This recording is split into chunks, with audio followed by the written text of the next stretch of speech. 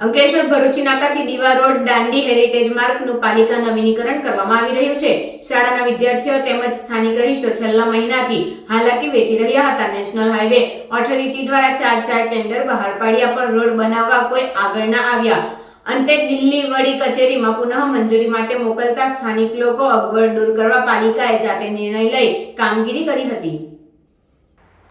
અંકલેશ્વર દીવા Dandi heritage national highway number 228 પર ચોમાસા દરમિયાન અત્યંત બિસ્માર બન્યો હતો। પાલિકા દ્વારા ડ્રેનેજની કામગીરી કર્યા બાદ રોડ બેસી ગયો હતો, જેનું એકવાર અગાઉ પણ પેચવર્ક કરવામાં આવ્યું હતું, જે બાદ પણ બિસ્માર રોડ અને ઉડતી ધૂળને લઈ લોકો પરેશાન હતા। જોકે પાલિકા હસ્તક રોડ ના હોવાથી પાલિકા રિપેર વર્ક કરવું મુશ્કેલ બન્યું હતું, જે અંગે વારંવાર દાંડી હેરિટેજ માર્ગના સંબંધિત વિભાગને પત્ર વ્યવહાર કરી જાણ કરાઈ હતી।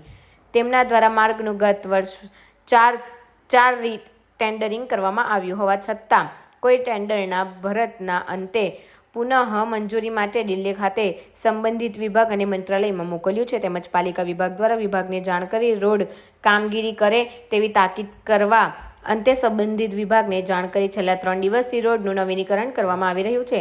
પાલિકા ચીફ ઓફિસર કેશવ કોલડિયા, કારોબારી ચેરમેન નિલેશ પટેલ તેમજ ટીમ સ્થળ પર રહી ઇજારદાર પાસે રોડની કામગીરી કરાવી હતી।